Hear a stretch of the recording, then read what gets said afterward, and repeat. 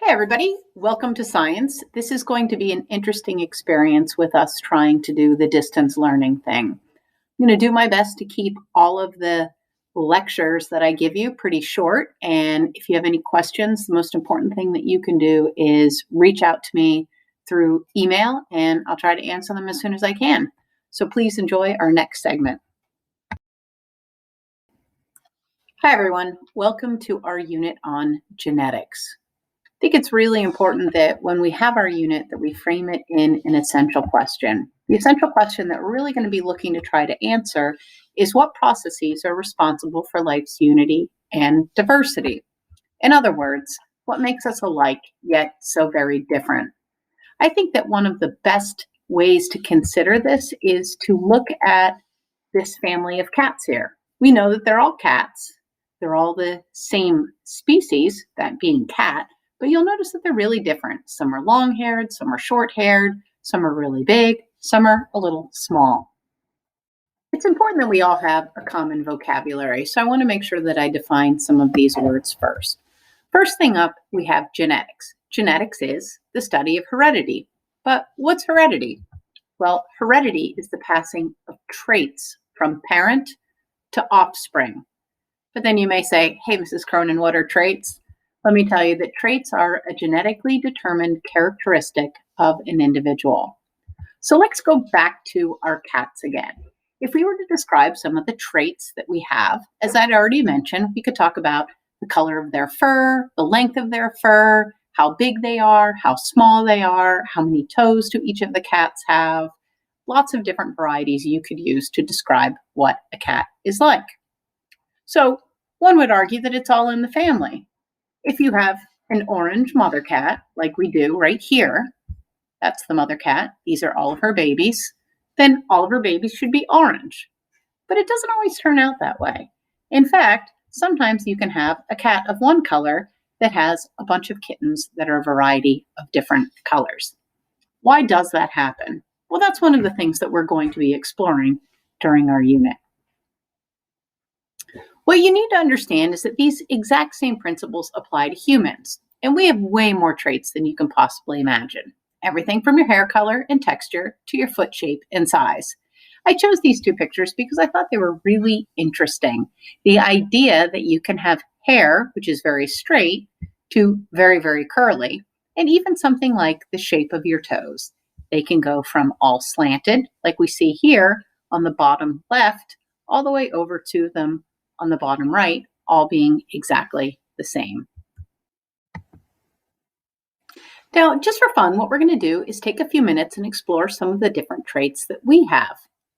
We're going to go through things like handedness, eye color, hand folding, tongue rolling, and chemical sensitivity.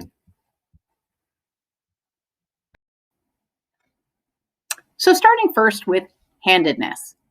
Handedness is more than just what hand you write with.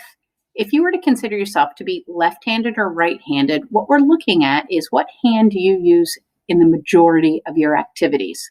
So think about how you use your hands throughout the day. Do you write with one hand and then brush your teeth with a different one? So consider the tasks like what hand do you throw a ball with? What hand do you eat with? What hand do you brush your teeth with? What hand do you write with? Those are some examples that will allow you to consider which is your dominant hand. It's not to say the only hand that you use. The next trait that we're going to be looking at is eye color. You need to understand that there are three main categories of eye color. The first one is blue, the second one is brown, and the third one is green. Sometimes you can get a mixture of blue and brown, blue and green, or brown and green, and we call those hazel eyes. So look in the mirror, ask somebody to help you out here. What color are your eyes? Please keep in mind, though, for all of these, especially the blue, the brown, and the green, there's a great range that you may find. Blue can be everything from the vibrant blue that you see on the screen here to a very, very pale blue, which is almost gray.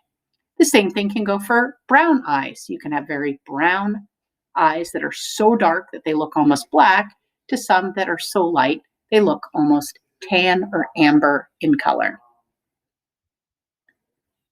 The next trait we'll look at is a fun one. This one is tongue rolling. Can you take your tongue and make it in the shape of a U like that? Believe it or not, this is a trait that over time, ultimately, it can be learned, but most individuals either have the ability to automatically do the tongue roll or they cannot.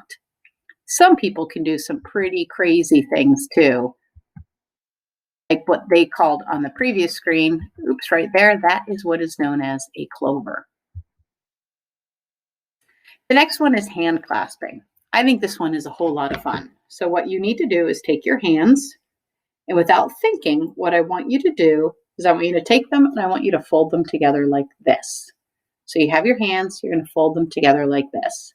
Now, when you look down to see which thumb do you have on top. Do you have your right thumb over the left thumb or the left thumb over the right thumb? Believe it or not, there is a preference. If you try to flip it around, you'll see that one just doesn't feel nearly as comfortable as the other way. So it's either right thumb over left or left thumb over right. The last trait that we're going to look at is this idea of chemical sensitivity.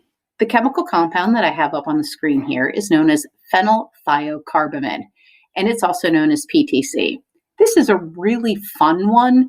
Typically, when you're in class, I have chemical strips that I would have you try out, PTC strips. Some people can taste them, some people cannot taste them. And it's okay if you can or you cannot, but it's a genetically predetermined trait whether or not you can taste PTC. What I want you to do next is I want you to go online to the Google Forms and I want you to provide your data for those traits that we just covered. So it's called a quiz in Google Classroom. Don't worry, it isn't a quiz to see whether or not you remember all of this. It's a quiz to see what traits you have. And then I'm going to ask you to answer a few questions on your opinion about how traits are passed from one generation to the next within our communities.